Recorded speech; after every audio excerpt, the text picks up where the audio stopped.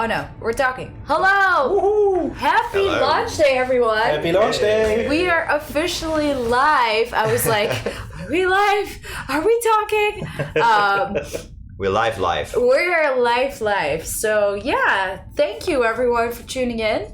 Today we have a very excited stream planned. We're gonna do some giveaways. We're gonna give away 3 Hunt t-shirts because I know you guys have been asking for those. Yeah, exactly. Oh wait, no, this is the loser. No. Mine is in the washing machine. Shame of all the days. We're gonna also give 3 game keys, and we're also gonna give away 3 DLC packs. So yeah, we have Florian, which is our audio guy. We got Dennis, who's our game designer, and yeah, a little bit what we're gonna talk about, what we're gonna see today. Do you wanna? Yeah, so basically, first I'm going to talk a bit about what does 1.0 mean actually, what's part of the deal, what's the package. And then also I think we're going to dive deep a little bit into the history of things, where we're coming from, and we'll be totally nostalgic, and tears will be flowing, and it'll be awesome. Tears of joy, that is. Exactly. Tears of joy. I'm sorry if I sound weird, by the way, but I have a cold, so it's a bit strange. But what is also really cool is today, I mean, what did we put online today, Florian? You probably know, because you're involved in all that. Yes, we hit the release button on the soundtrack, so it's available, I think, on all major platforms out there, from Spotify, iTunes, YouTube, Google Music, YouTube, Google Play, I think, Yandex, Pandora, Napster, sure. Spotify, obviously. So you should definitely check it out because it's really, really awesome. And it contains 5 songs. The people who have carefully listened to our teasers and trailers might have heard the instrumental version. That's also what we have currently parts in the menu if you hang out there for longer and have music turned on. So it's 5 songs plus the original humming theme. As you all love and know it. So and that is part of the content. Are we getting even more songs in the future? Well, maybe. Because I did already hear some people. I heard we had a pretty creative audio team and some pretty awesome vocals, so you never know. I did really like the new the Poison Curse. Poison Curse. Yeah, I heard that was a very favorite for people because they obviously never heard it. Exactly. We had some online in between a little bit, so some people caught up on some on the test server, but that's it's one of our stories we can tell later on. I also heard people that asked where the violin one was. Which one was that again? Wasn't that the when they come with the violin part? Okay. Which we had in the trailer for. Yes. I don't recall the name. I think we changed it recently. I have to look it up myself, but it's part of the package. So okay. Once you're quiet. And will come. Yeah, that's the one. And will come. Exactly. So I wanted to say something, but I already forgot. Oh yeah. No. Oh yes, I remember. I'm sorry. So for the giveaways, the way we're gonna do it, I just want to already explain it for everyone, because we're obviously streaming on a variety of platforms, and we don't want to, not give anyone a chance to participate for the giveaways. What you can do is we have a Google form which you can fill in, which will be it will ask you on which platform you're watching, so it can be like Twitch, YouTube, Steam, whatever, and then the username or the name that you use on that platform where you're watching. So if you win, we're gonna draw names at the end, so everyone can only participate once and can only win one thing because that keeps it most fair. And then we will draw at the end of the stream, and then we reach out to everyone. So definitely keep and watch, so we can reach out to everyone and make sure that people get the prizes. So that hopefully will be the best solution for everyone. Logistics sorted. Exactly. Mm-hmm. At first, it was complicated. We're like, there's bots for just Twitch, but I don't want to, make a YouTube audience or a Mixer audience or a Facebook audience not be able to participate. So we do everyone. Everybody can win. Exactly. So, I think we should just take a look at the launch trailer because I see that it's already ready. We got a new launch trailer for 1.0, and let's just have a look. Check it out. Full screen ads.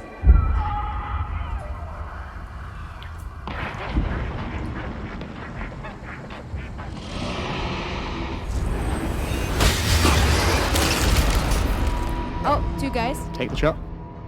Alright, I'm getting a new hunter now. New hunter, new guy. Just send the invite, I'm ready to go. Okay, let's go.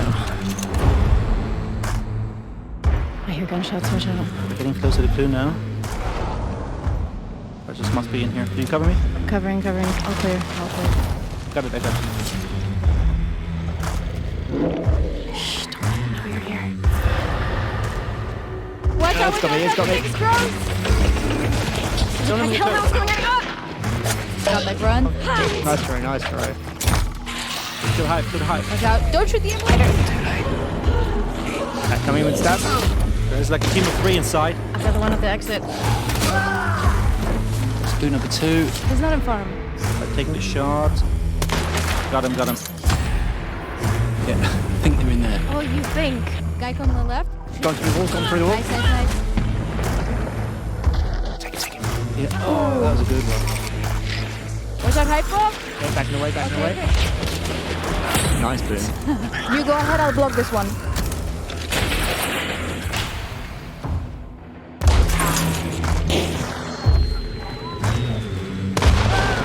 So last clue. Spider coming out. There he is. Did you finish the last? Assassin. Good, I'm running away. Back away. Right to right. Grabbing the last one. Or guy just cloning. We're vanishing now. And now we wait. Keeping an eye out. Okay, I see that they're banishing over there. Let's go. Alright, get your bounty, let's get out of here. Get your own bounty. Pretty sure there was someone outside. Yep, I see them through the wall. One Yeah. second. He's dead. Western exit. Yeah, I see them on the pier. I see them. They're making work. Right, let's just keep running. Yeah, Oh, run, get run, shot. yeah. Oh, Getting shot. Watch out. How many is there? 3 in the back, I feel. I look back. Cover. Yeah. Got one. Oh, got one nice exit.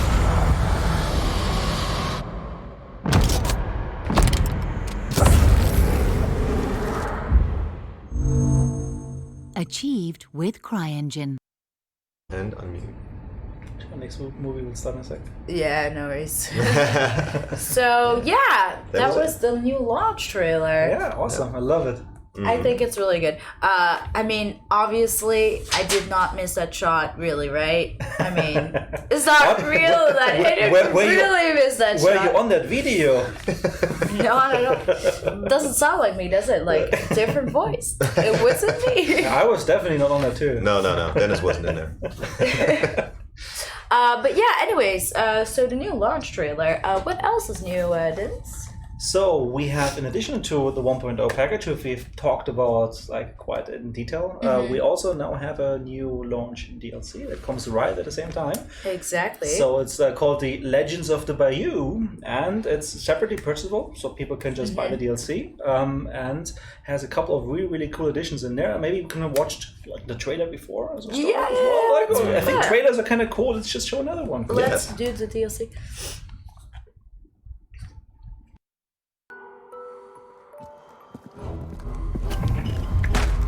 You stick with me, sir.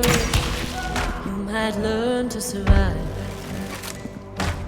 Keep that gun loaded. You'll be mine. So these devils among us are out for our souls. Get your gun, get your knife, lace your boots. We ain't fighting alone. Get your gun, get your knife, lace your boots. We ain't fighting alone.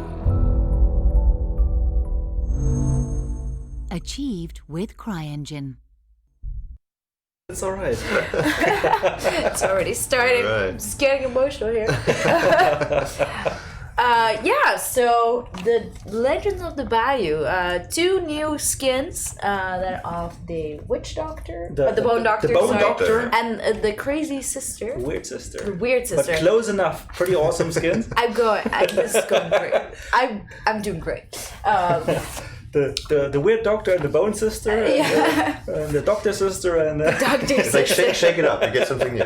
Exactly. Hey, I'm just giving inspiration for the upcoming skins. Yeah, so you have these 2 new legendary hunters Yes, that are exclusive to exactly. this, and then you also have 2 weapons. So one is the Copperhead, which is basically a Nagant 8095 or I really skin. love the coloring. It's copper. Like the brass copper stuff is really cool. And then we have the Blood Oath, which is basically also a new legendary knife, which is like some engravings, bone stuff, really nice stuff. Nice. So yeah, those 4 things, then you get like 500 blood bonds on top. It's all part of this initial DLC, which I think is like a pretty awesome deal. Is this a false promise again? Because earlier you were saying again, oh, I have to sneeze, and it never happens. So. I'm trying. It's really hard. Sometimes it's like close, but it's not there. So yes, how much does the DLC cost? The DLC is I think $9.99. Yeah. Dollars, that is, and then it kind of converts over into the other currencies. Exactly, just check the Steam storefront, and you will see it under the game listed normally where you find DLCs. Yeah. And then optionally, if you're interested, we would like really appreciate it. Obviously, go and buy it because it's actually a pretty awesome thing. It is a good because like you get skins, 2 skins, which would probably be around 700 blood points, 500 extra blood points, a new weapon skin, and another knife skin. So that's a lot. Bang of your buck, exactly. And obviously today also got added for the community request, community goal that you guys made, the PAX skin. The Vanguard. Yes, that was added today as well. So what do we have on our schedule? I see a lot of stuff. the schedule, right? So let's look back at our whole story. I mean, it's been like 1.5 years now. Yeah, February 2018. So it's been a pretty awesome ride, I would say. It's been roller coaster in all aspects. We've been doing like box products mostly here in Frankfurt. Right? Yes. We've been working on the Crisis games before, and like we had with Rise, Son of Rome, and for us, like that was a completely new thing. Mm-hmm. Like going like close to the community with the whole early access model was something we haven't done before, and I think we don't regret that at all. I think it was a pretty awesome ride. Yeah, exactly. Because like we've been working very closely with the community. We were able to implement a lot of community features, which we're also gonna come back to at some point. Because we're gonna go through some of the highlights, a bit of like what the road for 1.0 was, and.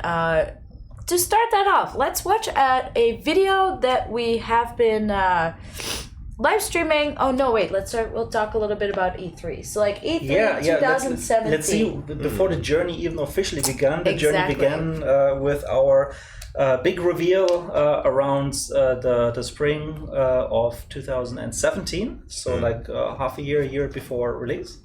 And just go for it. It doesn't work. It's like so close, and I can't sneeze. It's like we have some dust somewhere. It's itching. My eyes are tearing, and I'm just dying. Just click new messages. Yeah, that should like. I mean, this is basically just pure entertainment right now. So you're just part of it. It's all good. No, basically, that was E3 2017 when we kind of like came up with the game and revealed it to everybody, like in full. Showed like the first recording we did back then, like with the footage we recorded with I think Magnus and CJ was it on there. Is it not from the first trailer we also showed there? Yeah, I think that was actually what we. I think we brought that actually back from E3 at the time. Oh, is that the original? No. We made those two. Then there was a new one. Then this was a new one. But I think we had like some of the images as well. Yeah, exactly. That was really, really cool. So we had like the presence there at E3 2017, and just went on the show basically, just showing people like in a small little booth we had there, like what we have in stores, like was for price, etc. And then it was actually pretty amazing because like I think it was on the second day, like I think PC Gamer were the first. They came by and said like, hey, yeah, guys. Here is a nomination, and by the way, it looks pretty good for you guys.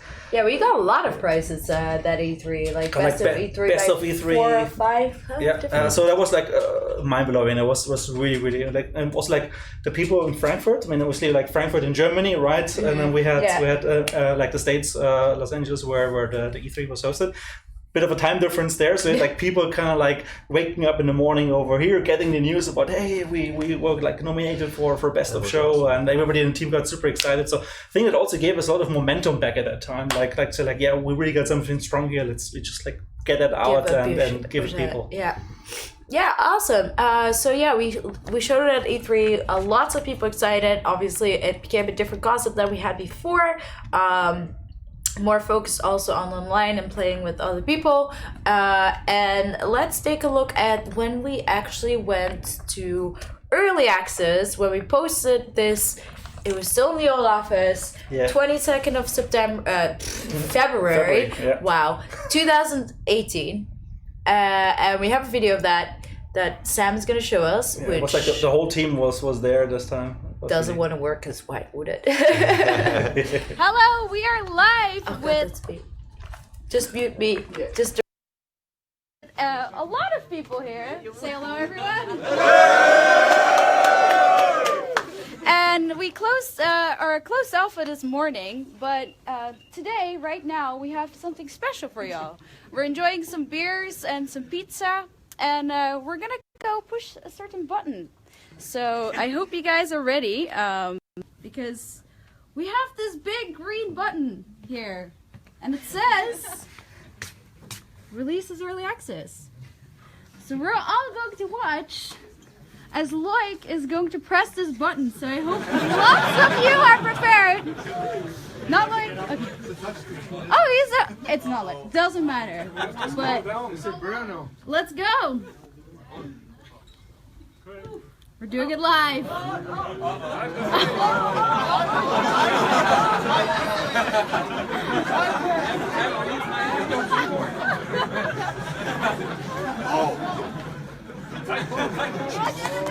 Let's do it!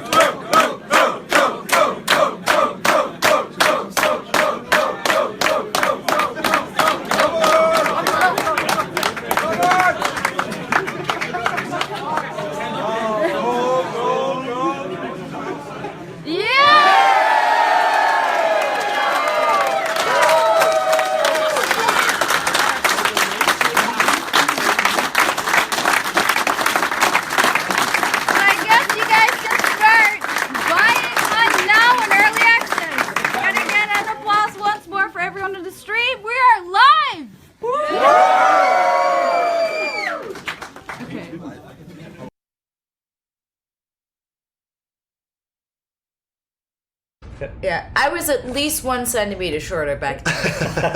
At least. It was a solid 156 centimeters and not 157. I remember when we were all like clapping to make the internet go faster, and it's like, yeah, that's gonna help. It did not work.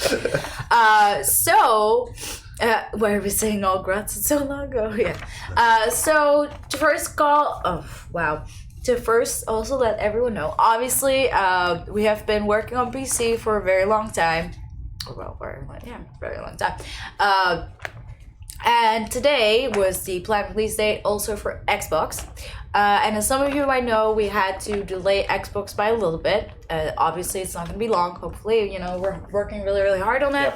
But we just didn't feel that it was up to par yet. And we want to make sure that the experience on Xbox is going to be the same as on PC.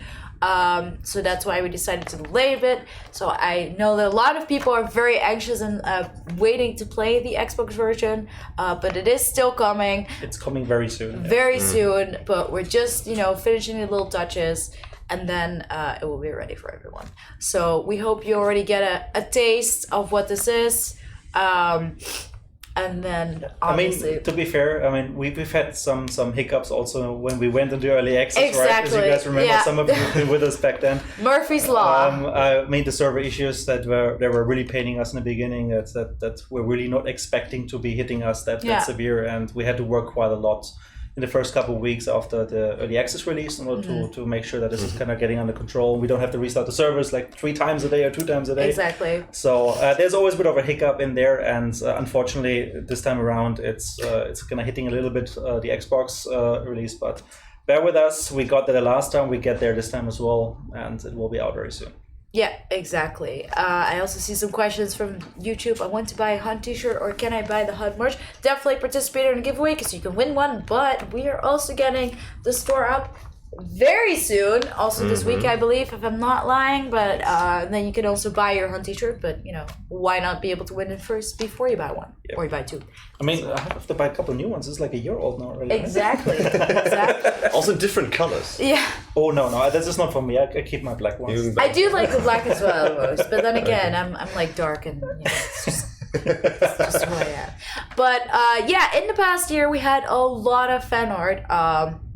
So we just want to take a look a little bit about that to give, obviously what the community has made for us. Yeah. There is so much fan art. We could sit here until next year, but for our Hunt Classic release now. But we have added. I have cherry picked some pictures real quick. And I also wanted to give a shout out to a lot of people that have posted or that have gotten an actual Hunt tattoo, because there's been quite a few guys. So yeah, just scroll a little bit through the images. Someone who got a hand tattoo on his fingers, the Hunt crosses. This one is really cool. He got like the crow and then the Hunt crosses. Unfortunately, all the images are not like super big, but I personally really like that. And this one is my favorite. He got the Hunter Tier 3 tattoo that one of them had, and I think it's super awesome. Super amazing. It looks so good. Like, it is so well done.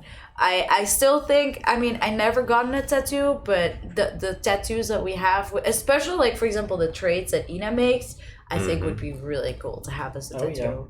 But yeah, so bunch of tattoos. This one was made by Shannon van der Pelt, which was really awesome. A butcher statue, which looks, I mean, it looks freaking amazing. I would definitely want to have one of those, and then also one of the spider and the assassin, and then all the other ones as well added. Let me see, next one. Then a tiny version of that. Yeah, so he made two pieces. He had a tiny boss bush. That would be really cool. A tiny version of the water devil, and then he also made a really cool compound. If you go to the next image, in miniature. I don't know which one it exactly is, but I think maybe near. I don't know if you recognize it. Do you recognize this compound, Dennis? I mean, it's been used in a couple of exactly. Things, it looks very familiar, right? But it's really cool. Like, I love how small it is, but then still so much detailing, and really awesome. Someone who made the Caldwell in wood, and then we have another shot of the version there, and then also a Dolch. I'm not sure if that's made by the same person, but I assume it was. I think so, yeah. Because they're both made with wood, and it looks great. So I think Sam's going to share your link again, because I know a lot of people of you want to participate. So then we also had, because I think that's the thing, I tried to add like a little bit of what everyone made. So like a lot of people actually made the weapons. This one is the hatchet, the Romero hatchet, and then another shot where it's like open. It's like really insane how good people can make those things. Like, how are people so talented? Why am I not so talented is the question. They're like super good. Yeah, the Lego version. Too, yeah. I actually forgot to add the version that one of our developers, Victor, he made the Blanchard Grapes in Lego, and it's super cool. Like, if you searched a Hunt Lego, I'm sure you can find it. I totally wish that I added it, but I only thought about it later. I was like, oh no, so much to do today. But yeah, Hunt Lego, also really cool. Then this one was really cool. A fan of Greifenberg. This is actually Greifenberg as a hunter. It looks like him, absolutely. It really looks like him. So Greifenberg is a Twitch streamer that plays a lot of Hunt. So one of his fans made him into a action figure. Like, hello? That's super cool. I mean, I actually expected someone at least to make you an action figure. No. The Dennis Hunter. Like, right? Oh. Stream? Like... I think the Greifenberg miniature is actually pretty awesome. It does really fit the beard that he has and stuff. Yeah, no, I mean, he looks the Hunt. Yeah, we know he's in the chat. He does really look the part. And then we have, so these I really like. Is by a Japanese, he also does like some manga and stuff, and he makes these really cute cartoon drawings that are actually explaining the game. So here they explain like sound is very important, like you have gunshots, you have, monsters, or like the rattling of the chains, the crows. I mean, it's your department. Or, for example, you locate the boss, you try to banish it, but the boss says, I love how he's like, and then he runs away. And then the last one explains the dark side, so you see the dark side, and the other guy is like spotting him. I think they're really great. Like, I really love these guys. Let me see. And then the next one, okay, this is really cool concept art, which a lot of people have been asked as a feature, maybe in the future one day, something to do with crocodiles or alligators, because I feel that keeps going back, because if you check the next one also is a skin design in the next picture. Yeah, a skin design from the same artist, which has like crocodile leather, and I think it looks really badass. Not gonna lie, that looks really cool. It's very Bayou-ish. Exactly. Yeah, the Ixumi Pasta, exactly. Was the guy who made the little chibi characters, which are really cool. Then this is made by, I think his name is Judd, but his full name is like Jonathan or Johannes. That's like there in the bottom right. Who made an environment in CryEngine based off our game, which, if you look at this, could have well fitted in one of our maps. Which was really, really cool as well. He made like a little village, and you can see like the Oon from the saloon on the left. Really cool as well. A really cool illustration. I mean, there's so many different types of fan art that people make, which is just insane. Like, the amount of creativity that people can make into all kinds of different things is just really, really, really cool. Fandom is awesome. Yeah, exactly. It's like, oh, you guys are so good. A cosplay, obviously, because we also had people cosplaying the Hunters. Here we have 2 cosplayers playing, I think it's like a tier 2 and a tier 3, if I'm not mistaken. Because he has the white shirt a little bit, but he looks already a bit more fancy. And then the other one with the long coat. And then the next one is Katira, who made this female hunter, which is absolutely amazing. I'm very excited. I heard she's gonna take it to TwitchCon, so I better take some pictures there. I believe she's also gonna wear it there, so I'm very excited. And this one was really cool as well with the clue. Really awesome cosplay. I love, like, I don't know if anyone has seen the images, but we also shared it, and they have, she has the progress, like, she bought real leather and then, like, weathered it and added, like, all the details. Yeah. It's insane. Like, she literally is like, I went to a hunter and I got, like, fresh leather, and I'm like, damn, that's some of it, like, dedication. So yeah, we also had some community stuff. So this was last year Gamescom. We just had Gamescom where we had the booth. But last year Gamescom we had our first community event where we had a lot of German hunters and some broadcasters come. Some desk with there as well. Exactly. Yeah. We had some food, we had some drinks, and it was just a really fun night, like holding a Winfield. And obviously a nice group picture with everyone. It's a bit blurry, I know, but it was the best one we had. But it was a great success. It was really awesome meeting everyone. And then on the next picture, I think it is us at TwitchCon last year, the first TwitchCon US. Really, really awesome, where we also had the booth. We met so many people. When did it get to talk for more than a second? I'm sorry, okay? After this, I will say nothing no more. No, it's okay. Our time will come. Exactly. Trust me. Let her enjoy the moment this right now. Me. Our time will After that is Dennis, the 2 pages. Yeah, we're going to recite all 30 pages of the patch notes. Yeah. Yes. In multiple languages. And this was the booth when we were building it up, or well, when it was in progress. Our time is up. Just let me have it, and then I will never talk to you. So yeah, that's who that's you. So we won a few prizes at the German Dev Days. Which ones were they? German Developer Awards. Yes, yeah. That was December last year. Yeah. So end of 2018, and we I think it was category was best sound, best graphics, and best early access. Best early access. Yeah. So they were the 3 we could pick up, and we were very exciting because nobody thought we would win. And then, I mean, also us being an early access not game. Not even best audio. Yeah. But well, we know it's kind of good, but winning it is something different, exactly. Because the competitors nomination, sure. Right? But, don't undersell yourself. I mean, for an early access game, it's actually quite a bit of an achievement. Usually you don't really have that so much in early access. You do it like afterwards. But audio, I mean, Come on. Well deserved. Don't undersell Well deserved. yourself for Flo. that Thank one. you. You knew you were gonna take that one home. You already had it in the pocket, in the bag. So yeah, what else did we have? Oh yeah, we had our moderators that have been supporting us through long time. Some of us have been with us with the early closed alpha days.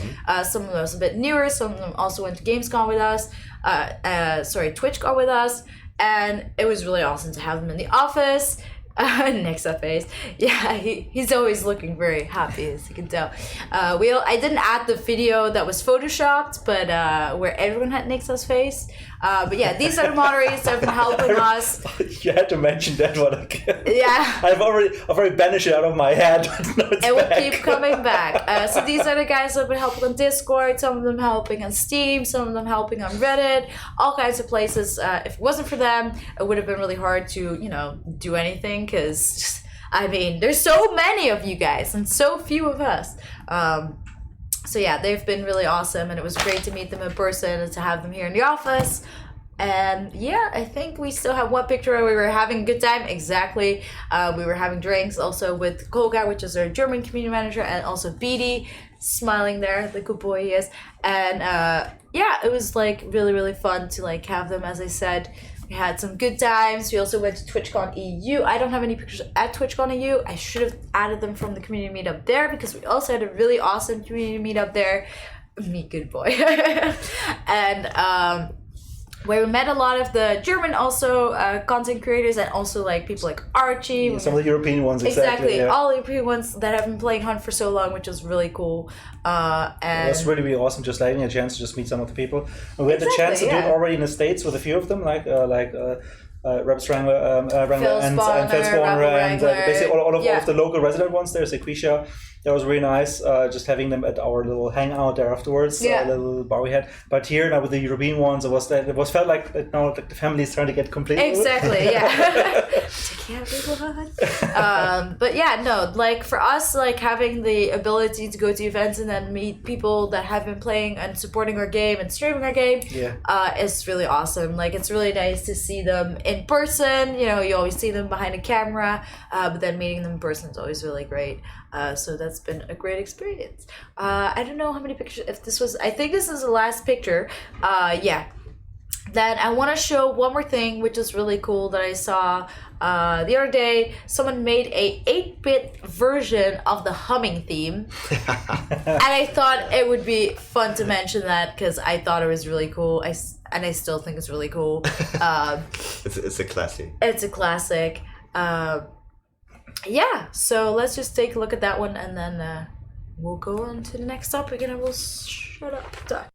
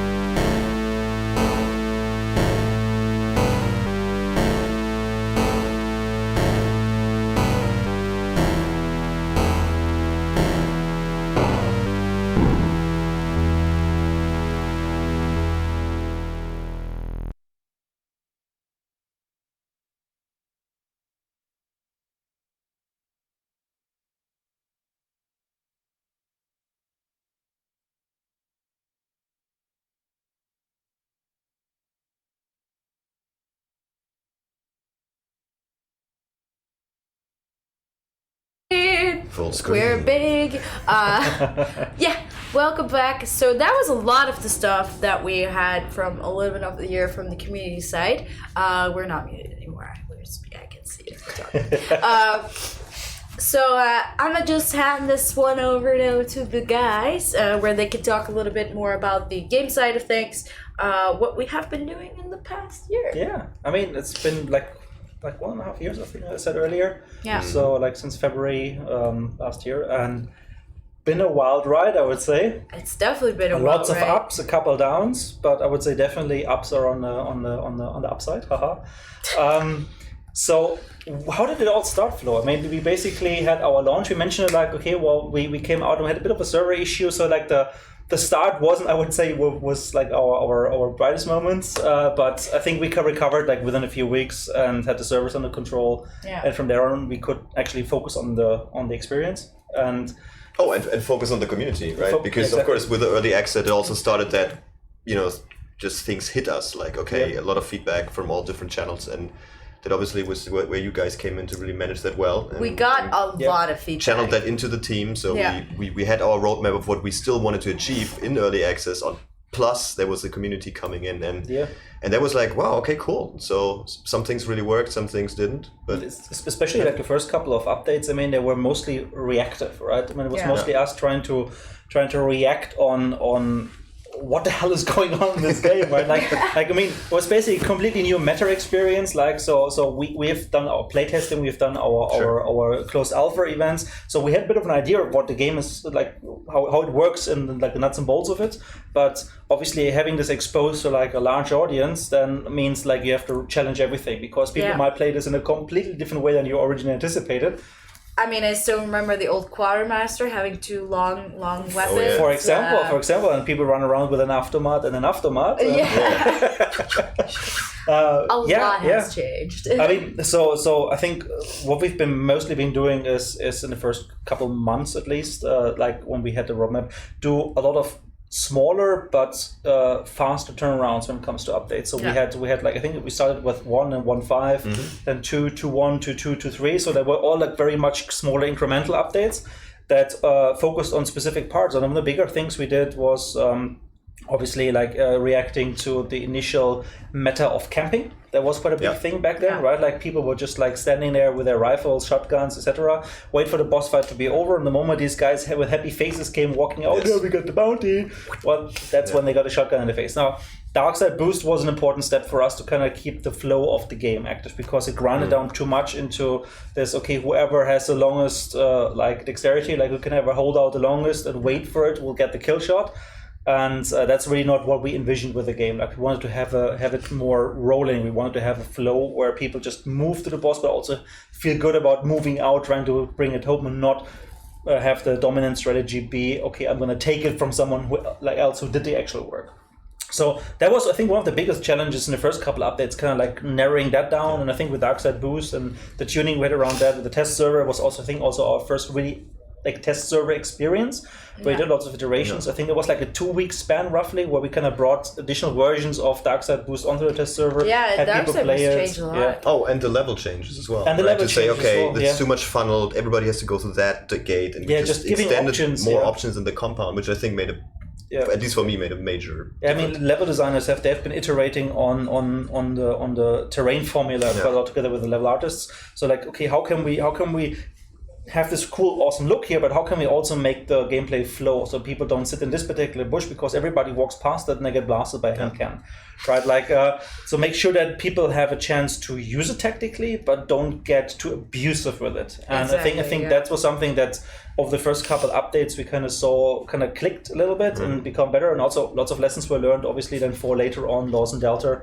the second map towards the end of the year. I still think it's funny whenever you say Lost in Delta, I hear Delta. Lost in Delta. Lost in Delta. I don't know what. Lost in Delta. Delta. So we had the Dark Side Boost. Obviously, we had a lot of new weapons added in the game. I mean, what are your favorite weapons that you've? The favorite weapons now or back then? Well, back then, like which ones we added, and like which ones like your favorite in the first year added. So I would say like I've always been like a total sucker for the Spectre shotgun. Like just what I love about it is not just the power level it has, like being a pump action. Obviously, you don't need to reload between shots, but because the fact that it was I think the first pump action shotgun ever invented, and therefore it has like this really unrefined mechanics, and actually reloading it means that you need to do lots of awkward motions on that weapon to not lose a round, etc., which obviously a modern shotgun doesn't have anymore. They've solved these design challenges, but back then it was new. But having to deal with that in a way that, okay, it gives you this advantage, but you need to know how to handle it, when to reload, when to expect the clunkiness to kind of like be a disadvantage. That's something that really clicked with me. I really like that. Well, same with the Dolch, right? Like, when you reload, is it single bullets in the whole clip? And do I fire the last 2 rounds off in order to get quick 10 rounds, triple clip moving? Yeah, exactly. I mean, cool. The Spectre has been the weapon that made me play shotguns, because I would never play shotguns. I would purely play rifles. And then I noticed that I was the kind of person that runs to danger. And then I thought, a rifle's not really suited for that. So then I started with the Spectre bayonet. And then I just played Spectre bayonet until we had the bomb lens. Like, just always the Spectre bayonet. That was like my main weapon. And it was great, because like I was really bad at like the single shotgun, the single barrel shotguns, because like if I miss, it's just like, okay, I have to reload. This is never gonna work, and I'm dead. Yeah. But with the Spectre, you can just keep going. You have a couple tries, exactly. right? You have a couple of tries to fail, but I always had pretty good success with Spectre. I really think. To this day, I still usually, when I have a hunter with quartermaster, I very often just bring Spectre compacts, run alongside with a sniper or any rifle or whatever, so that you always have this chance to, like, your partners now say like, hey, let's just charge in. Exactly. Like, I don't have to say, okay, I'm going to stay back with a sniper rifle. Actually, I can also participate in the charge. I can react to that. It's usually pretty awesome. Exactly. And then we obviously had the water devil added. First new AI after launch. The water was not longer safe. I think the water devil to me is still the most annoying one, because it's like you're in the water and you're like, I don't want to be here. And you could just hear it coming. It's like he just wants to cuddle. It definitely wants to He's lonely in the swamps. He just seeks friends, and you're just running away from him. No, other people pay for it, that they get their feet eaten and stuff. So that's just for free. So it's massaging all the time. Yeah, no, I think for us it was a pretty interesting change, because it was designed to be an obstacle, right? It was designed to be something that kind of blocks your path and challenges you to not just go through where you always wanted to go, to cut across the water there, but actually consider maybe going over the piers. And it also has a heavy influence on the level design, like how they use the water now also as a potential like soft blocker for players, to funnel them and direct them in different ways. So it kind of had to break up a little bit the repetitiveness, because sort of a sudden, like, your favorite path just wasn't possible, and rather than always under the bridge, you actually had to go across the bridge now. Exactly. Yeah, and obviously the sound to me is what makes the water devils the most annoying part, because they're screeching like. Yeah, I'm gurgling. Not a fan of it. Like, no, but it makes me feel in the right way uncomfortable. But I think it's a fair deal we did there, because you can clearly hear them now, right? So they have a good cadence of okay, water is not safe against water is safe. So it's not like that you just, because we had that in the beginning where you kind of entered water and suddenly like, there he comes. And in the middle, and you're kind of, okay, I'm dead.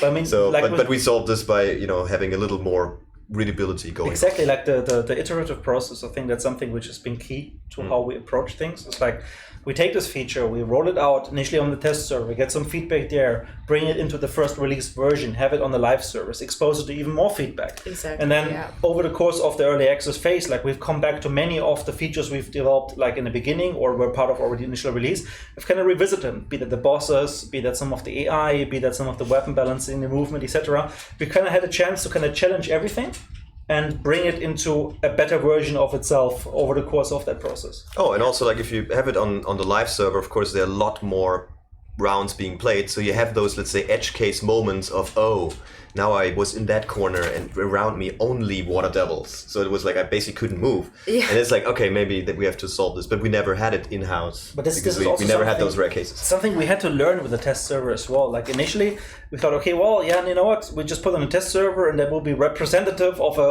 a slice of the community. Yes. And it will work exactly like live servers. But we also had to learn that obviously there is a specific type of player from our community that even goes to the test server. And it's usually like dedicated people, like the veterans, the people who are really on, they want to try, they want to give feedback, they want to try these features out. So very often also in the beginning with the first updates, we found out that we still have to go back afterwards to these features because obviously not everybody might be as skilled as some of the veterans are. Exactly. And maybe certain features are actually too tough. Like we've seen it, I think one of the latest examples was the emulator, which kind of felt good on the test server, right? Yeah. Because obviously the veterans, they knew very quickly how to deal with them, but then for new players, it's like they didn't know what to do, you get etc. eaten alive. I So- think most people die still to the emulator. I have a feeling it's he- still like when he is people are still like very stabbing tough. it with the knife and then like, don't do this.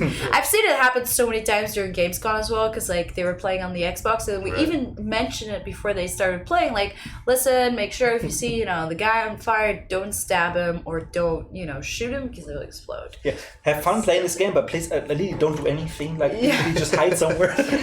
Just like don't go anywhere. What? What up? Oh, it's a light. I was like, I thought Sam was like, got it, stop talking about it. Don't mention it. Yeah. Don't about it. Fog was something we added as well. Oh yeah, Time of Day True. fog. Time of Yes, Day, yeah. I still think it's one of the coolest looking ones. Definitely, I still think fog would be my second favorite. Nighttime. I still think gold is my favorite. Then Golden. nighttime. Yeah, and then actually, I fog. prefer neutral. I think- Really? Yeah, Well, yeah. I It's don't interesting, like neutral because it reminds me of a day where it's gonna rain, and I don't like rain.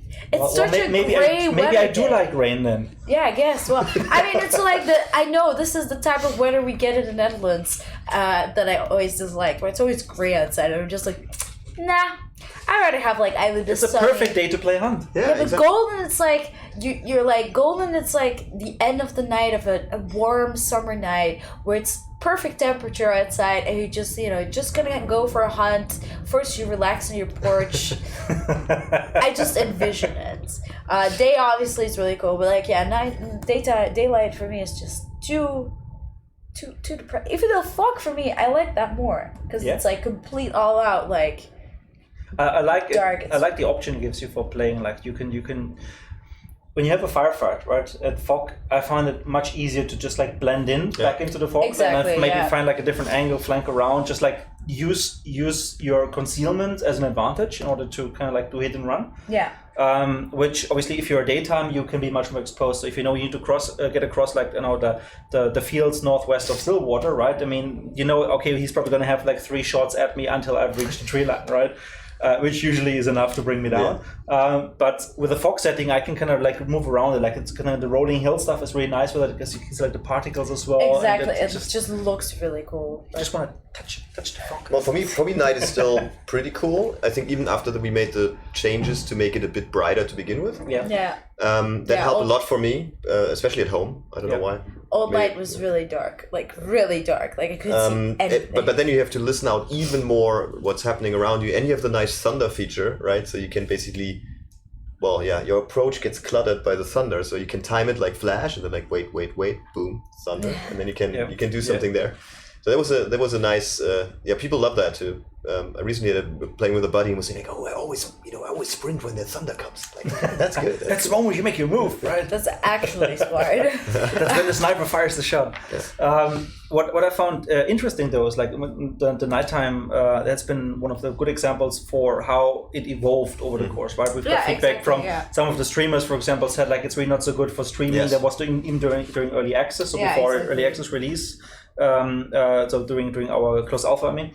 And getting this iterative process again of adjusting, etc., means on one hand you might improve that one feature, but if you're not careful, other features might suffer. In this case, like the poor flashlight kind of suffered a little bit, and I think we haven't really found 100% like its place yet. There, it was still active. There, look at the guy with the flashlight. Yeah, right there. It's the one you want to shoot first, because he definitely knows what he's doing.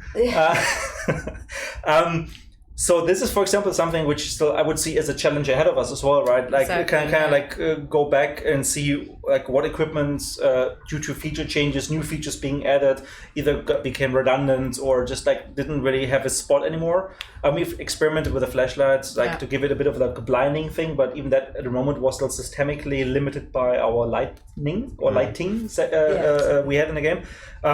So it works at nighttime, that at least there's some blinding effect, but it's completely useless, obviously, at daytime. And so like going back to some of these things, including the flashlight, the electric lamp, and bringing them into something where they can be useful, that's obviously ahead of us. So at the moment, it's a nice thing. And I think the biggest use for it still is if you get poisoned at night, it actually helps quite a lot.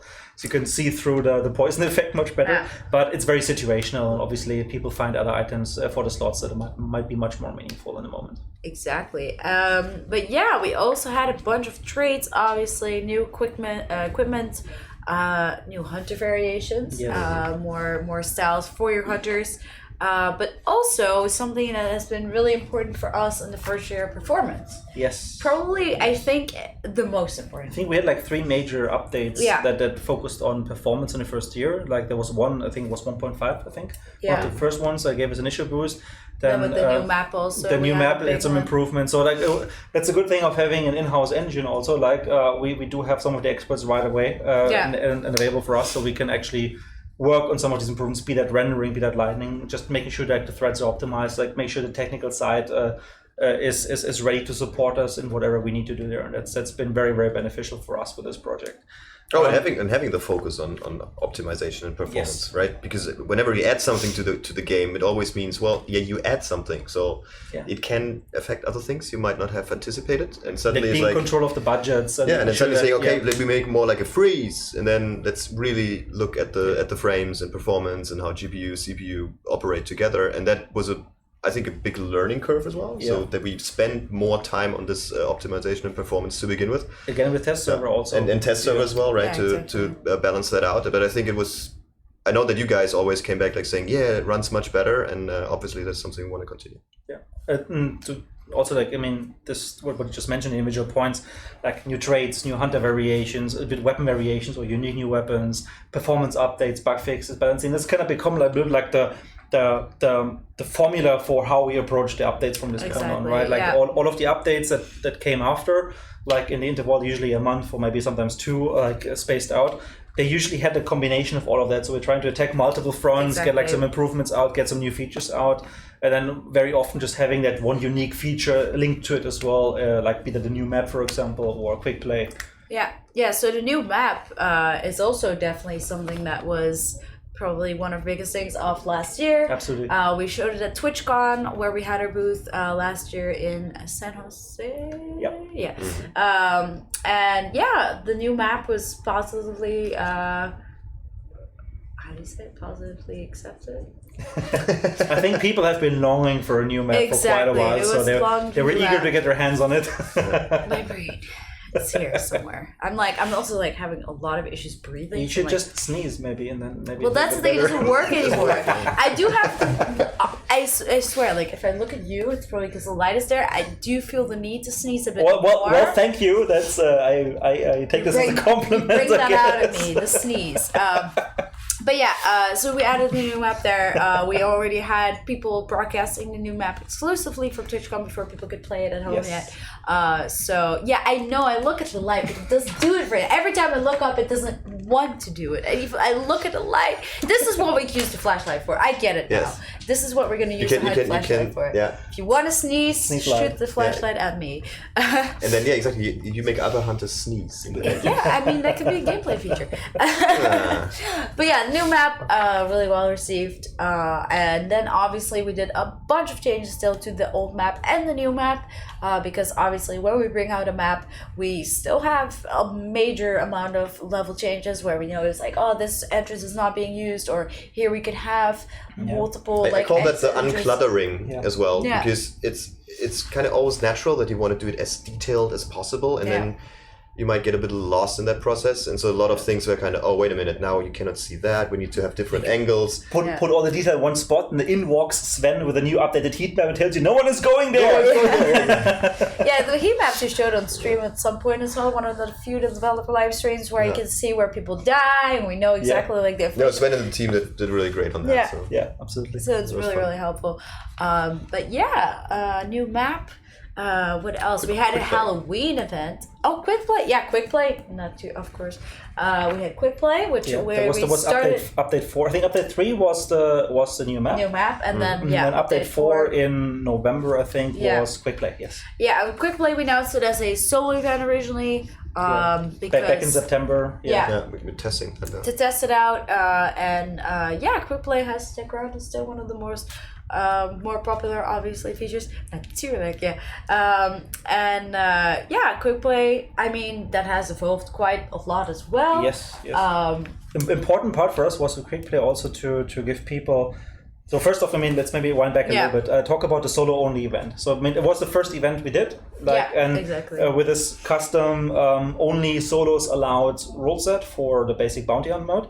Yeah. And I mean, we learned a lot from that one. And one of the biggest takeaways was that if players are alone, they're less likely to commit. They're less likely to risk something because there isn't really the partner who can help them back up on their feet. Yeah, so you're down. Solo players, they play differently. Not only when they're also faced against teams in normal mode, but even if there's only solos around, we found out that they're much more defensive, much more careful. And if you have an objective where one guy then has to go and fight the boss, which alone is much tougher, obviously, because no one can cover your back or you can't bring the boss down much faster, it turns exactly that problem we originally had in the game before Darkside Boost into a much, much bigger issue, because even with Darkside Boost, people still don't see the value in going in and risking it, because most of the time they will not succeed. Yeah, it takes longer to fight, and end of the day you just make a lot of noise, and then so act from behind. The lesson learned from that was that a solo mode would need to be different. It needs to have its own stick in there, have its own rule set that kind of help us to design around these behaviors we've noticed and observed. And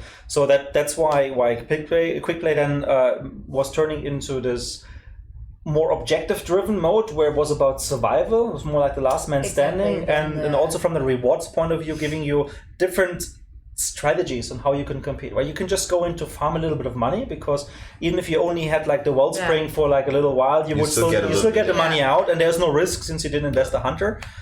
So it's basically just, okay, let's see how far this goes this time, and just have some fun playing, and maybe you win, maybe not, but there's some takeaway.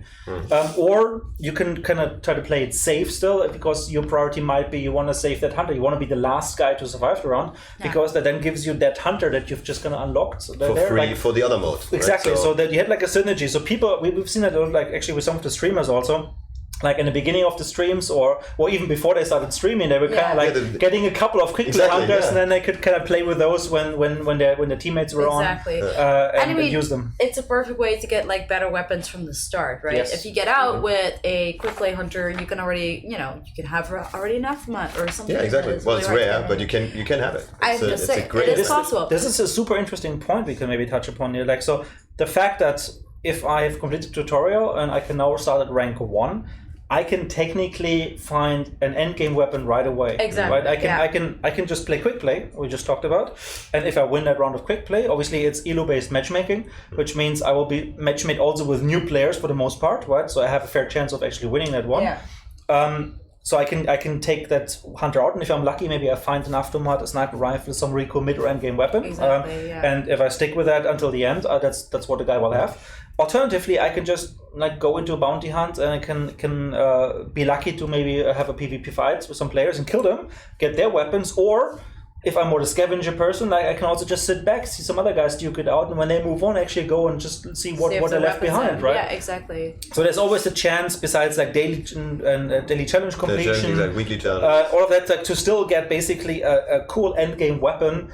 In the beginning, to at first grind, exactly. And with a flat weapon balance that we have in the game to begin with, like I mean, even a basic weapon you start with has a fair chance against some of the mid to end game tier. There's always a couple that spike, but like there's always a cost to it. Like, so the weapon might be very powerful, might be very easy to handle, but then it might have just like some economic issues, because you might not find ammunition so quickly for it, right? Yeah. The crossbows, for example, like you need to like the explosive and the shot bolt.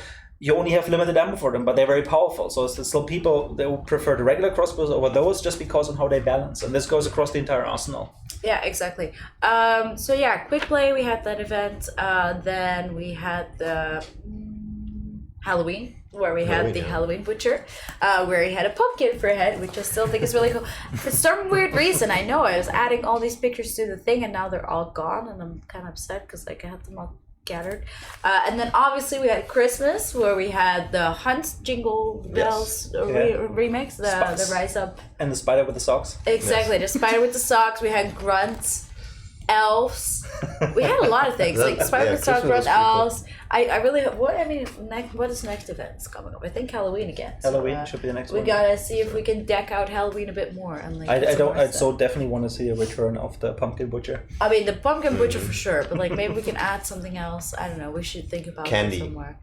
Candy, yes.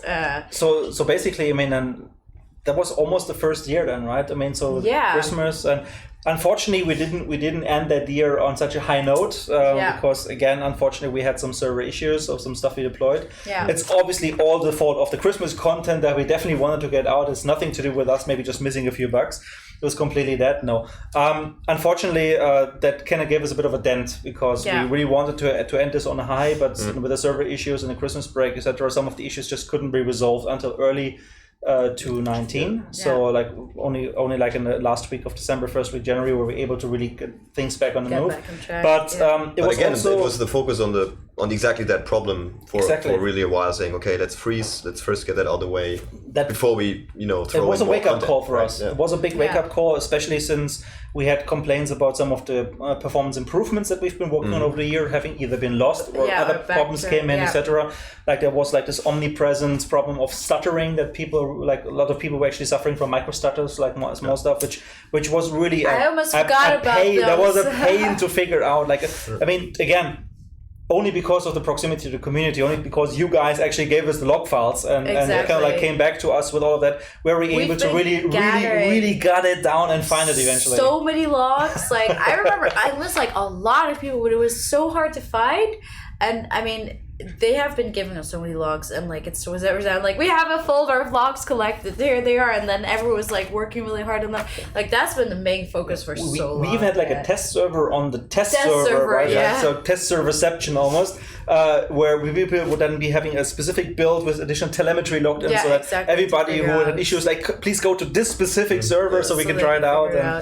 Like it was painful, but also I think it was very positive in the end because we were able to find the issues and resolve them.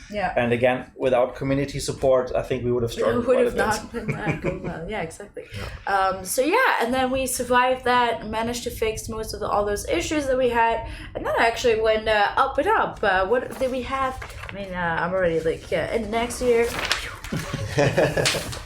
So more performance. That was performance. It says here. Yeah. Performance. And performance. So for January, there was like update 4.2. Yeah. So 4 came out in the end of last year. Yeah. Exactly. That was when we introduced Quick Play, and then we had 4.1 right before Christmas, and 4.2 was the first one where we could do some immediate fixes. And get some of the things back on track. Yeah. And so that 4, 5, and 6. 4.2, 5, and 6 had a lot of. I mean, specifically 4, 2, and 5, they were like the two big ones where we kind of had like some of the quick low-hanging fruits, things we could fix immediately, and then the bigger changes that together with the engine guys, we had a chance to kind of like work on and improve. So that with 5.0, we actually had a pretty strong like push on performance, which I think a lot of the people appreciated. But not only that, because update 5 was also emulator, right? Update 5 is indeed the emulator, and then obviously update 6 we had the assassin, the butcher polish, book of mods. Then it started going really fast. Then it's skyrocket. Yeah. I mean, it was basically where we gained momentum, right? Like so the first year, or at least until the end of 2018, there was more where we were kind of occupied with ourselves a little bit. Like this was like trying to clean house, make sure we kind of get the infrastructure ready. Obviously, it is an early access game, not all features are there from the get-go, so it's catching up. It's like matchmaking came in, elo-based matchmaking, for example. And their tier-based movement. Exactly. So, a lot of systems under the hood you cannot really see, but it's a lot of work to get them deployed and actually. So that was like 2018 was that part. That was more the cleaning house part, and I think we kind of neglected some of the community requests during that time just because we had so many things on our must fix list that we couldn't really do so many of things we would like to have added as well at this time already. that's also one of the reasons why, for example, it took a little bit longer to actually get then the first new AI out after the Water Devil with the emulator, or work on the new boss then for update 6. But with 2019, we actually started to pick up this momentum. We actually started to getting. You could also see the reception of the game picked up. The numbers kind of went up a little bit. So the community was growing, and people were happy with the content we've given them. And specifically update 5 and 6, and now towards 1, I think people mentioned a couple of times like, oh, these guys are on fire. One update after the other, and so much stuff. Like, it really went fast. Like, if you compare it to the beginning, like, it was here like February, March, May. We had like massive updates. I mean, those live streams took forever. I still remember that. Lots of preparations. But yeah, we got so much new stuff then, and also just so many fixes, so many performance updates in that time that it was it was insane. I mean, it was interesting. Like, I think during the the second quarter of 2019, we also saw some of the biggest streamers that have been playing the game initially, like Alexis come back and just having a look as well. Like where we are now. Even then, before the big push to 1.0, they already had like this feeling of like, oh, something really changed here. Like this, it's a different experience. There's additional things. They make sense. It's coming together. It's come a long way since the initial release, and I think that's also been like kind of motivating us, going to push a little bit harder even. And the turnarounds got faster as well, right? So we could react faster to the community feedback, because now the house was clean. We knew where everything is, and it's like, okay, that's this, that's that. Let's think about that. And I think that really helped. Yeah, and I see in the chat as well that we have a lot of so many like content creators that have been playing the game that has been inspiring people to check it out and try it out. It definitely has been really awesome, especially lately. I mean, a lot of the big guys have been playing the game. It's really cool to see people also just in general like reinvent or experience the game, because there were a lot of people that played the game back in the day and are now playing it again, and they're like, it's a whole new experience, and they're like just get sucked in, which is really great. But then obviously we also had the no camera.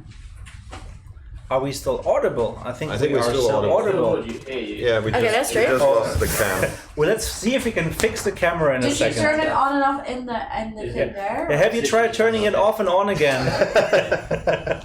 I noticed it was on when I walked into the room. Dennis, I love that. It's like the first fix, like, okay, I can't hear anything. Have you turned on and off the computer? Whoa. I think we're back. Yes, are we back? Okay, we're back. Okay, well, I'm sorry for that. So you were about to announce what was the next thing we talked about? That was the Xbox. Oh. 3, 2, 1. Well. Close. Now we can go over the assassin real quick. So that was great to finally have a third boss added to the mix, because they're all awesome to fight the two, but the third one really gave this, like, you really don't know what's gonna happen in the mission, because now you have like, either 2 bosses possible, 3 available, which always means you get 2 or 1 out of them. Totally cool. So, and I think I love the assassin because he was this kind of sneaky, I don't know, different style. You cannot go in with brute force. Yes! Yes! That was it. That was deep. Congratulations. Came from the core. Yeah, so that was awesome to finally get it out, and because there were a lot of iterations on that guy, and we really went forth and back and to make him this like crawly, sneaky guy, and give him all the features he has, and make him fun to fight and play. We also finally had like all 3 damage types covered, right? Like fire and poison before with the butcher and the spider, and now bleeding as well. Oh, I'm sorry for the bosses. So I was thinking the weapons. Oh yeah. And I mean, the challenge that we faced also that we were faced with was basically how we can normalize the bosses, right? Like, so there with the spider and the butcher, we had like a year experience of kind of tuning them, making sure they kind of felt somewhat close by. There was always like dominant strategies for each of them, but with the assassin, it became much harder for us to actually normalize. So that's one thing we also did together with the assassin release, was to do a pass on the butcher already. Like, so we had like the frenzy mode in there, so it kind of chases after you. Exactly. Which then with 1.0 is also now coming to the spider. Yeah. And I think that kind of helped us, this process, to kind of expose these 3 very vastly different bosses. Go for it. No. They're like talking about how much for the paper. I bet $40. I don't think you want this unless you want to get sick. Yeah, please don't use it. They're betting up now.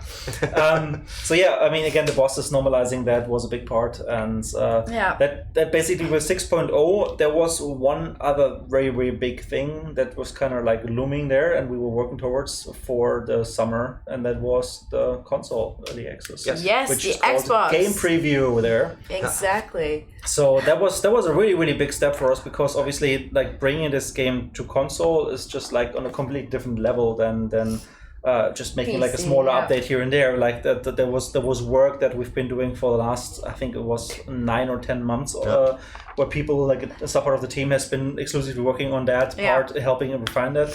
The good thing is also though that any sorts of improvements we made for the Express also had a chance to kind of be fed back into PC. So there was some nice like synergy coming from that. So any optimizations kind of were also usable for just update 5 and update 6. But just like the amount of work that had to go into it obviously was just a bit of an undertaking for us. And then I mean, we mentioned before, we kind of picked up the pace with update 5 and 6, so the momentum was getting, and then alongside we also like had the drive towards the both releases, the Xbox release. That was a really, really, really hard work there, but I think it paid out actually. People have been working really hard at the office, that's for sure. Yeah. I mean, game preview, I would call it a pretty good success, because what this has given us is the feedback of a completely different demographic, a completely different audience, right? Yeah, it's a very different. And while we haven't been able to do many updates on game preview because the certification process, it takes a bit longer. What we actually learn from it is vastly. Like so we have so much feedback, so many details that we got back, which are all basically fed into 1.0. Yeah. So that would be a bit of a different experience. Well, the PC guys, they had like now 1.5 years to get like incremental, smaller steps towards 1.0. And obviously on game preview, it's going to be in bigger steps, but not fewer lessons were learned, I would say, during that time. So again, the apology from our side that it takes a little bit longer to actually get Xbox 1.0 out for everybody. Be assured it's going to be worthwhile, because it has all of these cool improvements. And I mean, we already played a little bit of the Xbox 1.0 Gamescom. Exactly. I've experienced it already. Yeah, and people really liked it as well. Like, I think I'm not sure, maybe some of the people are actually in the chat today. That have played that, yeah. So especially those people who have played or are playing actively at the moment the game preview version on Xbox. They might have noticed on Gamescom already, like how different the controls feel. Like the way the acceleration works. I think having the gunslinger is super nice. That is an an addition, awesome feature on it. Again, it's an optional feature, so people can play the way they want. But in general, like how the controls are working, like so the acceleration, the aim assist, all of that stuff. Also the way you can scale, you can customize these things. So I think we've doubled or tripled almost the amount of settings you have on Xbox in order to kind of customize things in detail. So that's a big step forward, that the game feels much more responsive, but also can be tailored much more to your own controller needs. Yeah, exactly. So I think people will be, once they get their hands on that, they will be appreciating that one. This is also where I think the new menu that we've had, and there's been some controversy about that. Yes. But I think what we've seen so far is basically the PC crowd being primarily commenting on that menu, because no one on console yet had a chance to use it. But we always have to understand that obviously this is a compromise, right? Like, it's a menu that has to ideally work for both worlds, and we don't want to make one better at the sacrifice of the other. So we continue improving on the UI. There will be additional changes even post 1.0 to it, based on the feedback. And we don't want to do two, right? Exactly. Like two different ones, because it's just more work than we need. Exactly. I mean, that would definitely also be interesting, because like obviously we've been looking at what happened until release, which is today. I just also want to talk a little bit about post 1.0, because a lot of you might think, we're done, we're released, we're going home. 1.0 is the beginning, but this is just the start. So obviously you just mentioned UI has been something that the community has been talking a lot about, and it is also still something that we're actively taking a look on for post 1.0, together with obviously another bunch of other stuff. I mean, so when people have a look at the menu at the moment, on the PC crowd, I mean, we had a pretty slim menu. It was a very basic menu, but the problem is at one point during the development, you have to make a decision whether you want to try to work all of the new features into this framework. Keep in mind because we added a lot of new things. That UI we initially had, we built that for the early access release, right? So it was never meant to be the final one. It was something that allowed us to go into early access and have people enjoy it. And in the beginning of an early access, when even the old menu was new for people, many of them were also struggling. Like the feedback, if you look back at some of the feedback we got back then, it was very similar to actually the feedback we see today, where people were just having a hard time because it wasn't as intuitive, etc. Because we're also still learning what the best interface could be. And with a change to 1.0 and then also having to service a console version alongside, the compromise for us was mostly built around how can we make it usable and accessible on both these platforms. And if you use the controller to actually navigate the top menus with the shoulder buttons and triggers respectively, like you can get around the menu very, very quickly. If you take a look at the game preview version that is currently still out on Xbox, we use the old menu and we use it with an analog cursor, and it is painfully slow to use that. So finding these compromises and making sure we can make everybody enjoy the game in a good way, that has been a very, very big focus. But that being said, this is not meant to be as an excuse. We're still looking into it. There were some usability issues, certain things we just couldn't finish in time. We want to deliver, and we'll kind of like make sure that also on PC, step by step, it gets more and more improvements, and is basically tailored to the needs of the players as they use it. Exactly. So, like, no, we're not saying just to get used to it. We're still altering things, and we're trying to get the best experience for both of them. What we do hope, though, and I think that's maybe the request to our community, is like, also look beyond the horizon a little bit, like experience and try out some of the new features that we put to the UI. Because if you use favorites, for example, if you use the filters, on PC you also even have a search function. You can just type in DOL and you get the DOLs listed directly. If you use these additional features and don't just like click around with a menu and use a scroll, you can also actually save a lot of time as well. It's something that you need to kind of challenge yourself a little bit with the habits that you have navigating the menu, but it also helps. It doesn't mean it's a perfect solution, but it's a good compromise also, that if people use these features, they can kind of get into habits where it becomes a lot more usable for them already.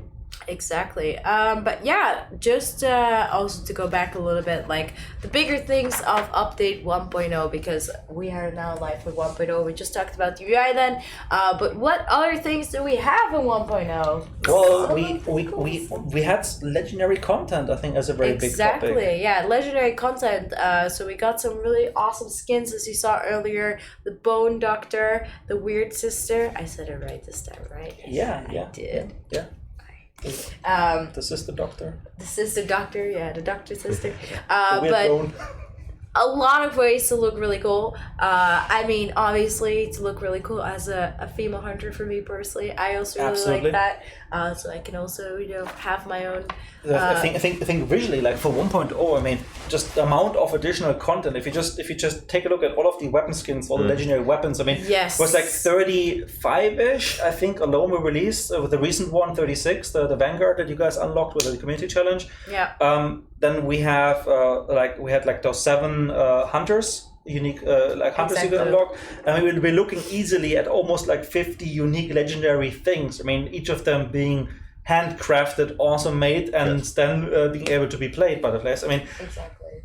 That's not a shortage of content, I would say. No, exactly. And then obviously, I mean, this has been the biggest feature requested since the beginning of Hunt, when we still use the old feedback for teams of 3. Teams of 3 and also map increase of more players on the map. Obviously, some people would have loved to see 20,000 people on the map, but we have increased both the player max players per match as well as teams of 3. And I hear this actually a lot, is that a lot of people really like the addition of 12 players, because it's always just a little bit more, one more team you don't maybe have on the radar that might be sneaking up or ambush you. Yeah. Exactly. So, I mean, Tours has been a success for us. So we were hoping that people really appreciate the feature, and I think they're embracing it. The good thing is it's not forced down people's throats. Right? You can just untick the box and you can play with duos. If you really don't like trios or you don't have that many friends, then you can play the way you want. However, wow, just realized what he said. Oh my God, Dennis.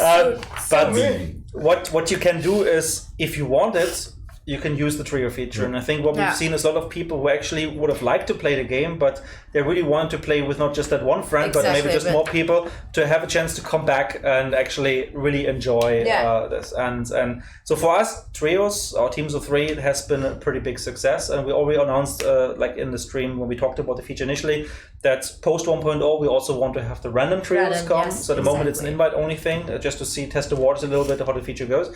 But for the next update, we definitely would like to have the random teams of 3 in there, so which kind of expands this even further. Exactly, and yes, 12 players on all modes, also quick play.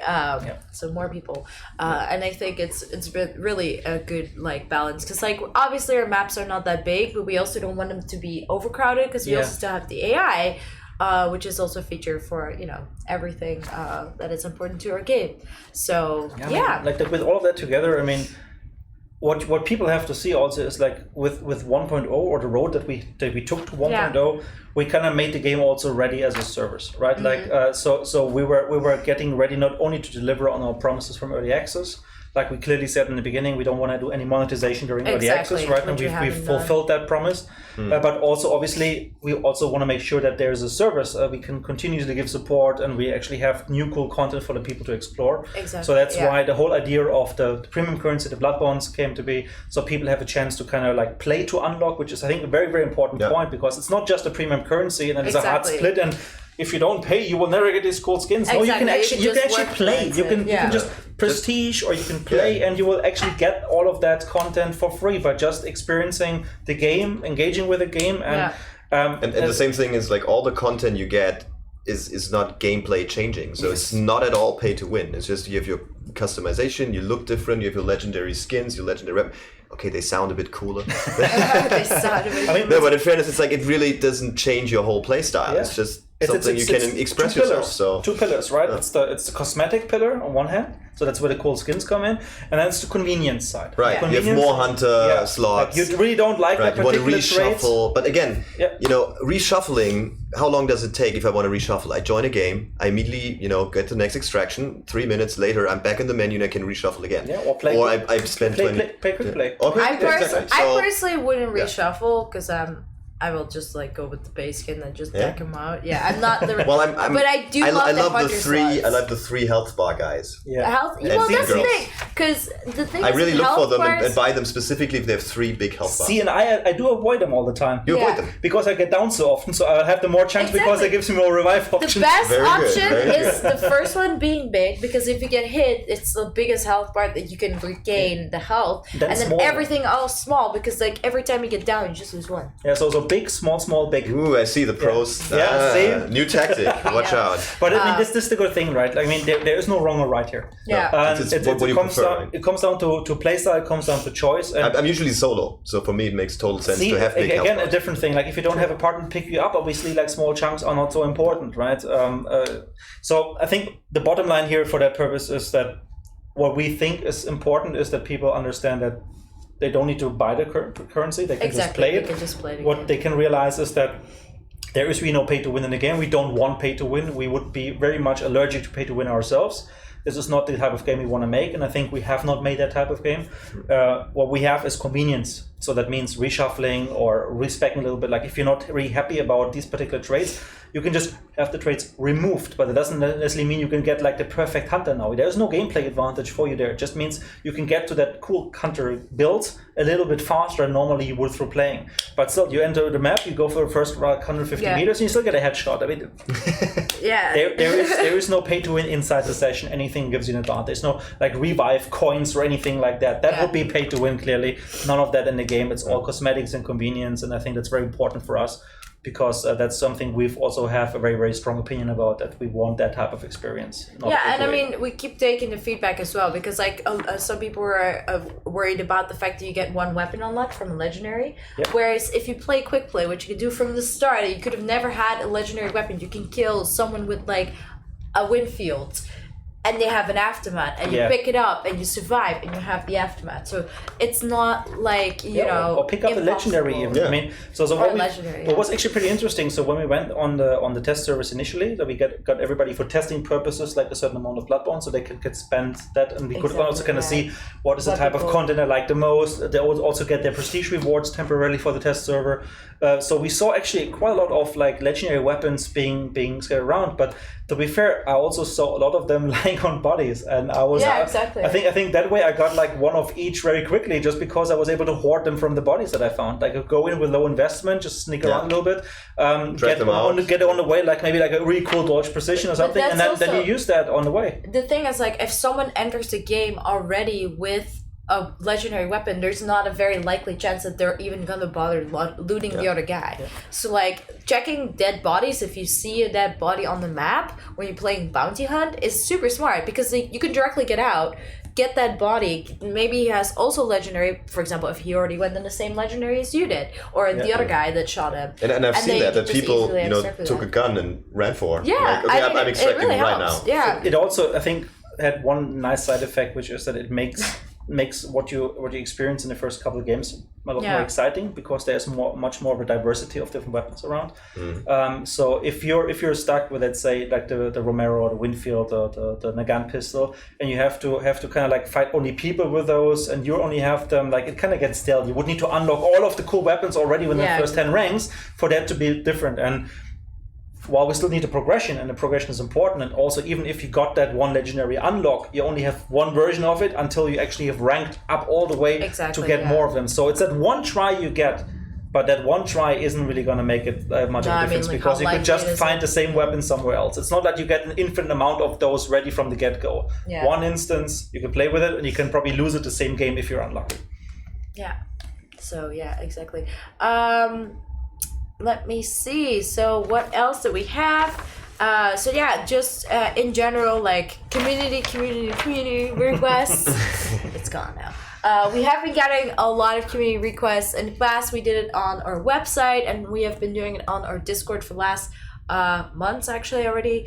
So if you guys have ideas, post on Discord. I know I have to update the overview from the last month. It is a lot of work to get through it, but we're still doing it, and we're also going to talk with the rest of the team, what kind of stuff we can add that the community requested that fits in the game, but also in our the idea of the game, because obviously a lot of cool things sometimes get suggested, which would be really funny, but sometimes are just not the vision of our game, because there is always this thing of like the balance of like finding that we want to make the game that we envision, but also incorporate the community request, and then find like the perfect middle balance. And then still, even if we add it, we still get feedback, and some things might just have flying in the laters.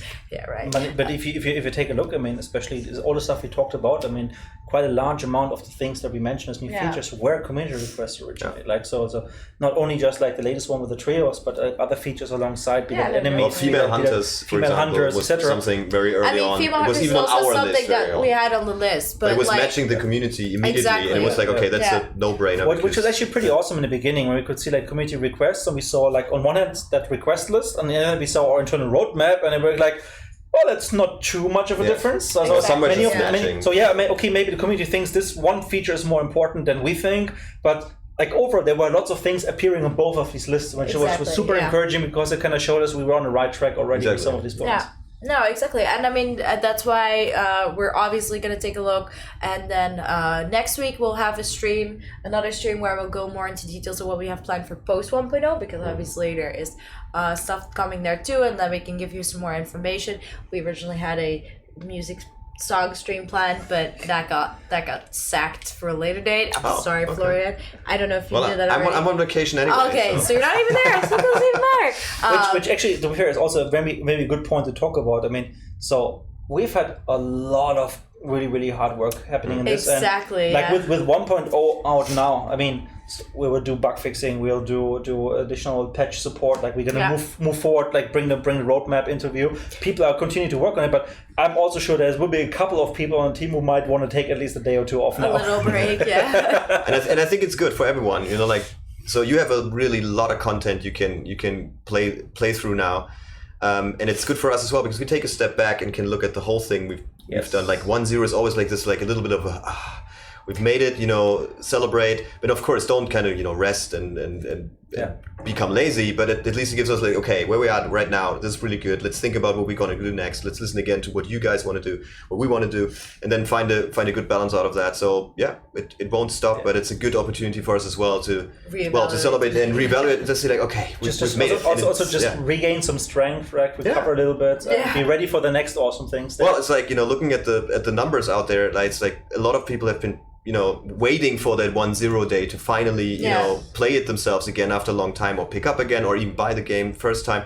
So I was super excited to just play in the evening at home and just like, with my buddies and friends and tell them like, hey, 1-0 finally there. Absolutely. Let's check it out. And then of course, like, the new unlock system is like, of course it's new, you have to get used to, but it was like, oh, okay, cool. Now I have to use a lot more guns than I had used before. Well, you kind of specialize a little bit. And you specialize, more. exactly. I'm more like the, playing solo. Obviously, silenced guns is my thing. So I had to, look at my past. So I was really occupied, and also like some new things I hadn't been touched for. And we've touched quite a lot of things. I mean, 30 pages of changelog, right? Oh, yeah. 6.0 to 1.0, 30 pages of changes. Yeah. Shout out to Rick Steam for going through 30 pages. documents. 3 Steam posts, because we couldn't fit them in one.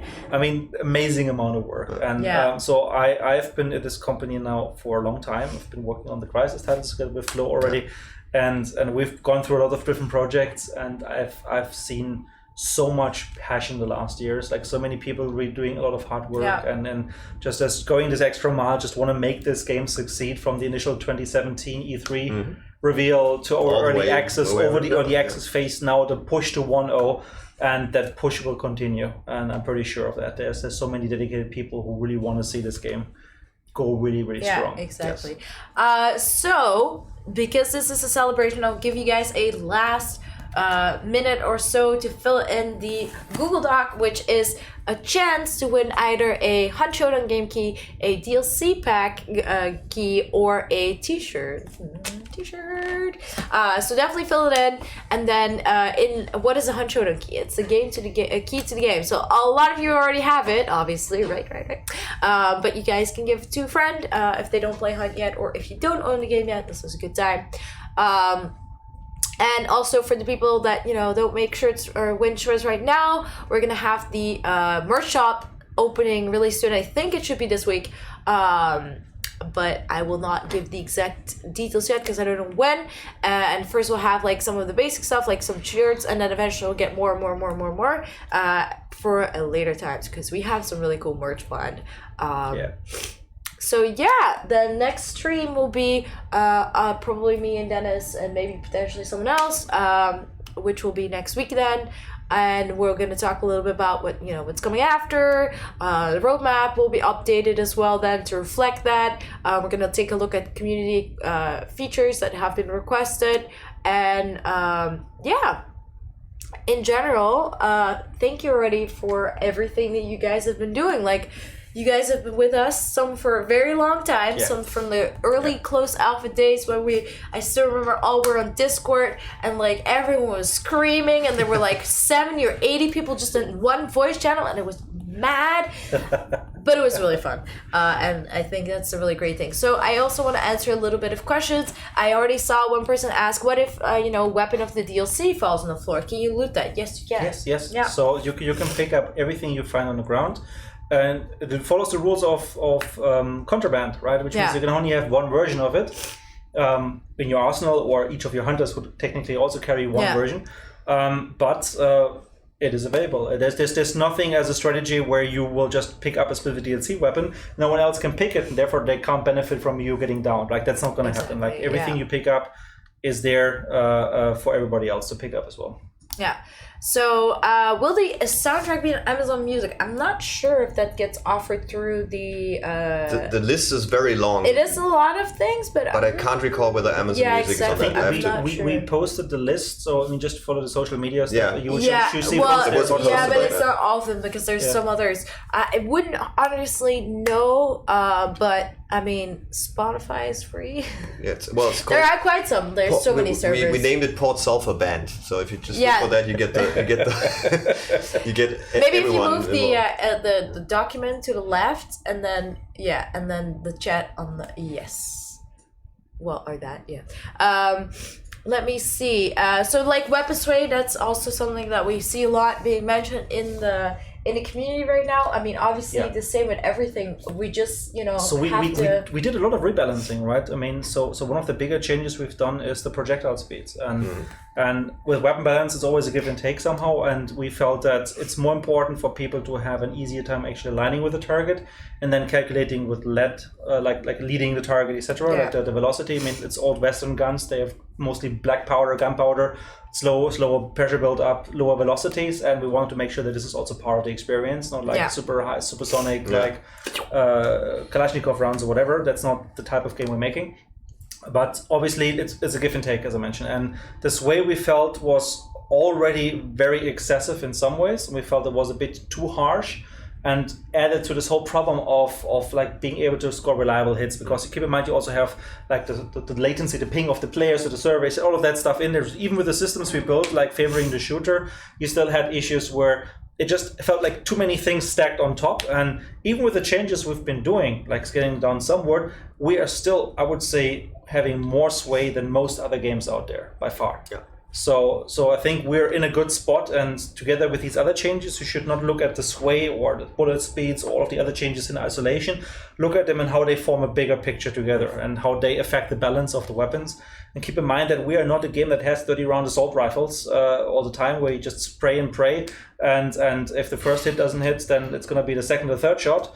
We have single-shot weapons, we have Western guns, we have clunky weapons, but by design. It's what was there at that time. The idea was every bullet counts. Every bullet counts, and I think that the changes we've been doing, how we compose it, is for the better for the game. Yeah.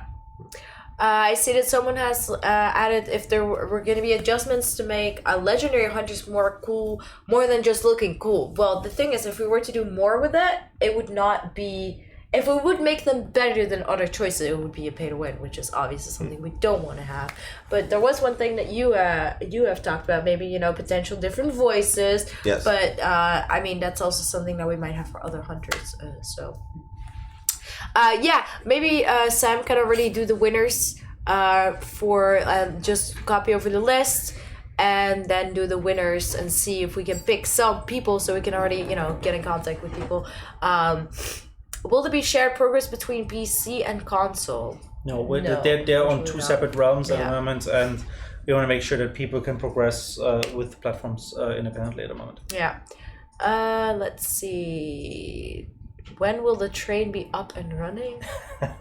I think that probably mean like the Lawson Delta Express. Yeah. Okay. I was not sure if they meant the hype train or something. Or... I mean, I don't think we'll get like a working steam engine of some sort there anytime soon. However, if I walk along some of the railroad tracks, they don't seem to be so like nicely maintained. So I would even be scared to ride that train, to be fair, if it wouldn't be accessible. So let's fix that stuff first before we can think about riding some trains. Exactly.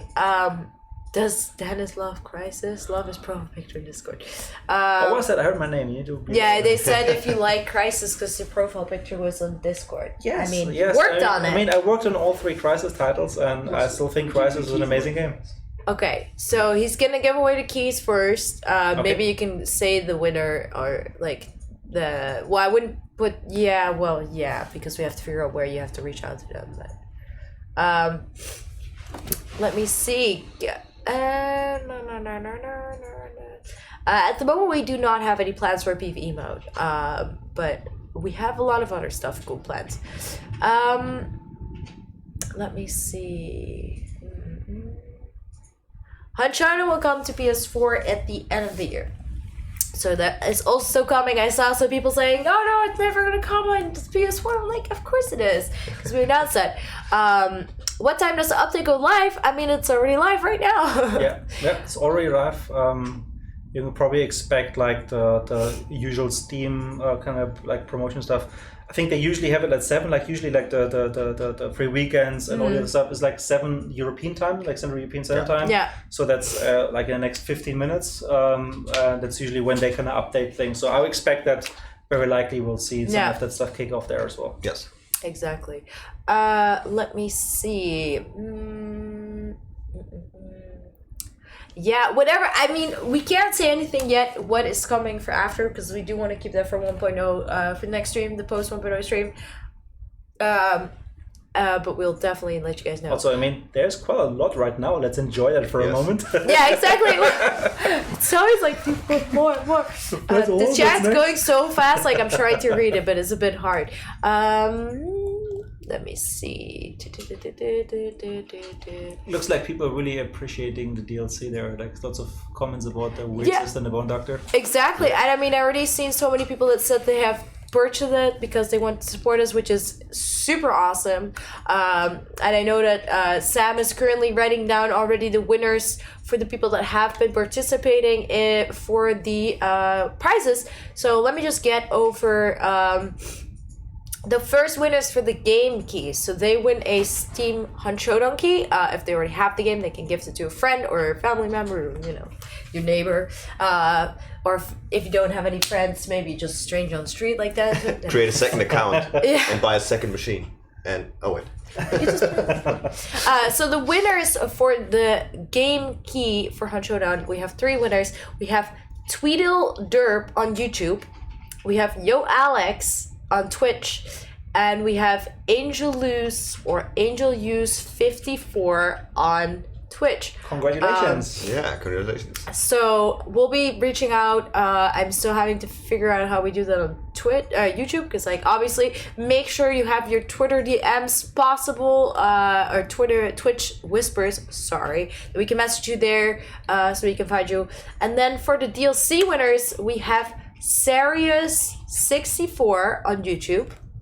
We have A_punk on Twitch, and Attila Laco, also YouTube, for the DLC. So you guys win a DLC pack. And then for the t-shirts, we got Nicholas Urbanek on Facebook. We got Hanata Wow on Twitch. And we got one more person.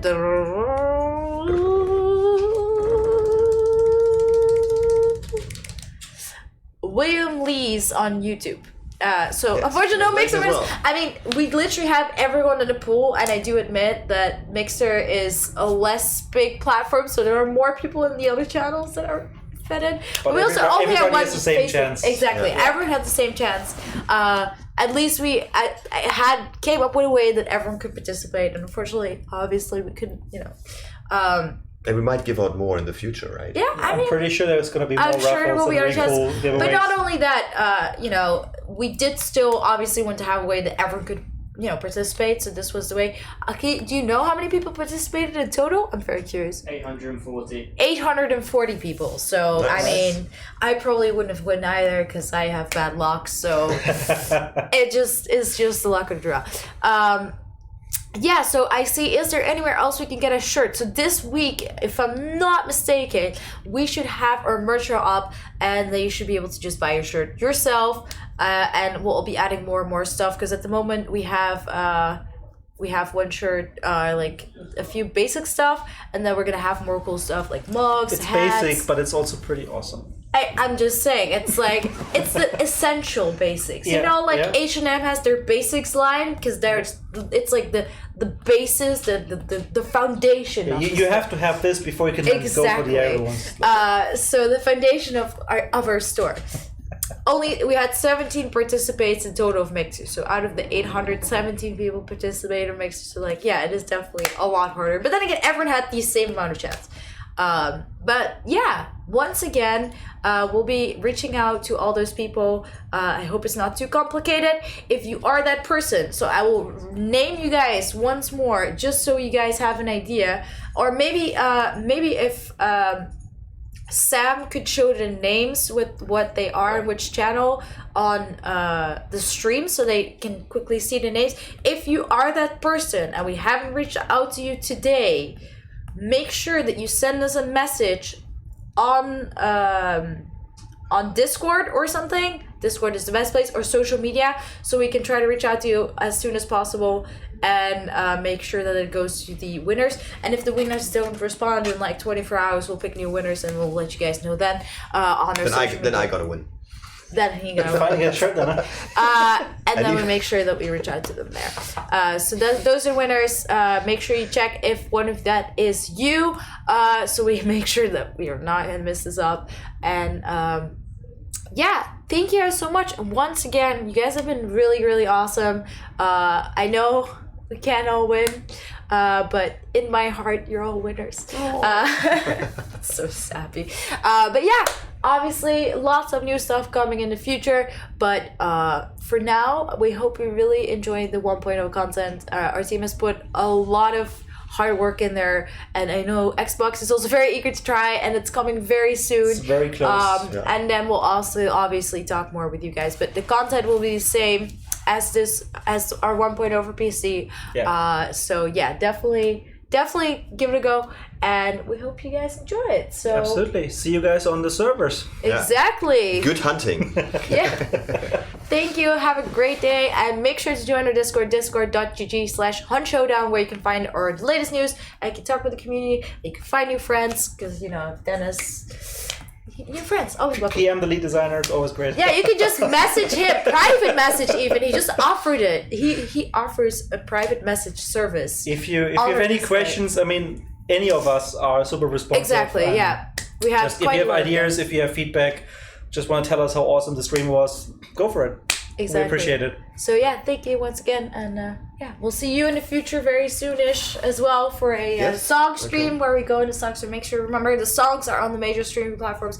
Check it out. Have a good day, and we'll see you guys next time. Bye. Ciao. Yay. No, we're not muted. No, is it on?